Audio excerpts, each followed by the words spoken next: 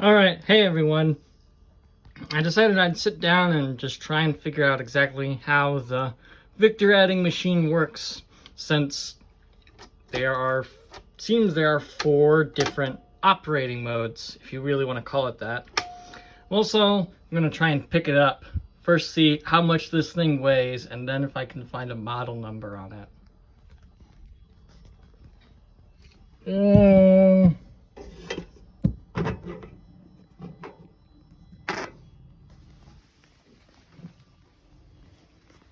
Can I do that? Nope.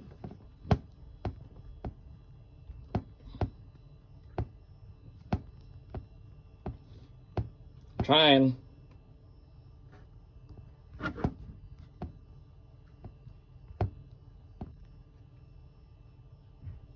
Yeah, let's see how long that lasts. So this thing is, it's not a pocket calculator, but it's maybe the size of a shoebox. So on the back of it, it says, "This machine protected by USA and foreign patents, made by Victor Adding Machine Company, Chicago, USA." And then there are some more numbers stamped at the bottom. The first number is 1015642C, and then below it is 7834.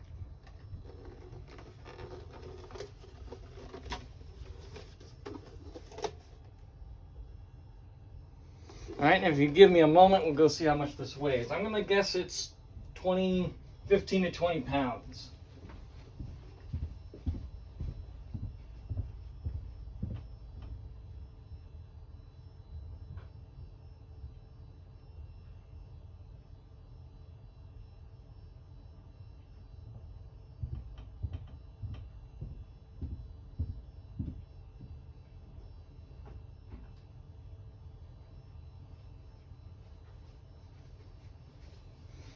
All right, at least to the accuracy of my scale, it is exactly 11 pounds, 6 ounces.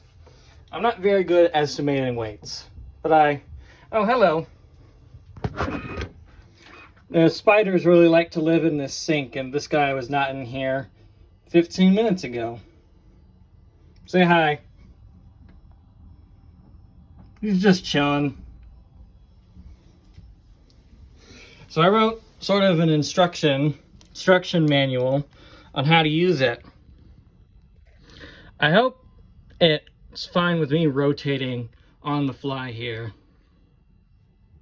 So I've also attached a printout of the actual paper. I don't know if this displays everything because it did take me a few more rolls. I think there should be a 5th piece. Yeah, there it is. Took me 6 pieces in total to actually remember how it works. And I'm not 100% confident, but I am reasonably confident. So I called this the Victor Adding Machine, but it's a little misleading because it can also do subtraction. I don't believe it can do anything else. So no, please do not leave any comments asking try to divide by 0 because, well, I'll just show you. Do you see a divide button on here anywhere? And I promise you, neither of these levers in any orientation do division. I know, I'm disappointed. I'd try to divide by 0 immediately. So anyway, I'll go through the 4 operating modes. Actually, there's 5 operating modes. It's where the levers are all in the neutral position. So I'm gonna put in some numbers. Let's do, I can't do hello because the 0 goes first and I can only have 2 decimal points. So if I made a mistake, I'll just clear it with this lever and you can see the number tally there disappears. I'll put in some more. So there's a comma and a decimal point here. So the first 2 numbers you put in, well, the first number you put in is always going to be on the left. So I've just spammed 7 a bunch of times, and when I pull the lever, you can see I've got 777,777 and 77 100ths. If you want it in dollars, it's 77 cents. So now let's do 1, 2, 3, 4, 5, 6, 7, 8. It only you can only have 8 numbers in the stack. Oops. It's a little heavy, so you have to be careful when you pull the lever, or you might pull the whole thing. So you can now see I've entered a new number. And now I've got 2 numbers basically floating in the memory. So I'm going to use the S. That's what's on top of here. I'm going to move this to the S position. I actually have to hold it in place. I'm going to have to put the phone. I'm going to have to attempt to balance the phone again.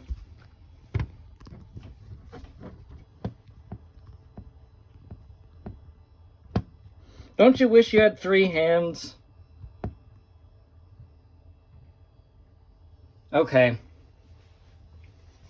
So I'm going to push it into the S position, and I'm going to pull, and I've got some new number out the front. Those of you with a more contemporary calculator can check its math, but I'm guessing that's correct. And I mean, it's not too exciting, but I have just added 2 big numbers with this, and there's no plugs, there's no electricity, there's no anything. It's just a lot of gears, and yeah.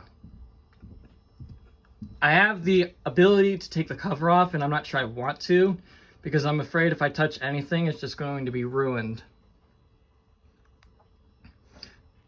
So there's some more things on the list here. I'll go through the rest of them. So I'll start with this position. So you may have noticed that when I enter a number, this tally, I mean, it doesn't actually show my number, it just shows the placeholders. It gets cleared.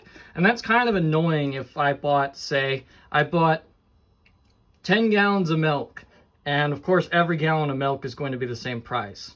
So if in our messed up universe where a gallon of milk is 55.55, go ahead and enter 55.55, and I'll switch to the R. Now the tally is not cleared, and you can just pull this as much as you want. Oops, I've added too many gallons of milk, so I'm going to actually switch to the subtraction. And so you can tell that it's doing a different number. I'll switch to 4. Oops, I need to clear this first. Switch to 4444. Now you can see, I guess there's the subtraction symbol, the minus sign in there.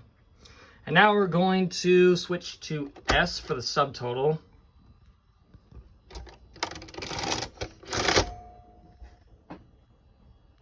So you notice that it actually borrowed the numbers from before. And that's, I think, the difference between the subtotal and the total.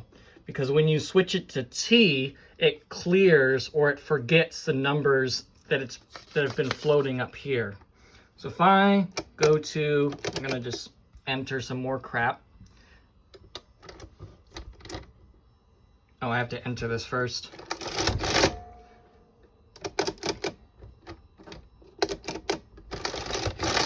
And then I switch to S. Okay, now I've got some big number again. We're going to add a little bit more crap. Actually, we're going to subtract it. And now I'm going to switch to T. So you can see I've got some new number. And now, here's for the money to make sure I understand this machine correctly. Oops, I misfired.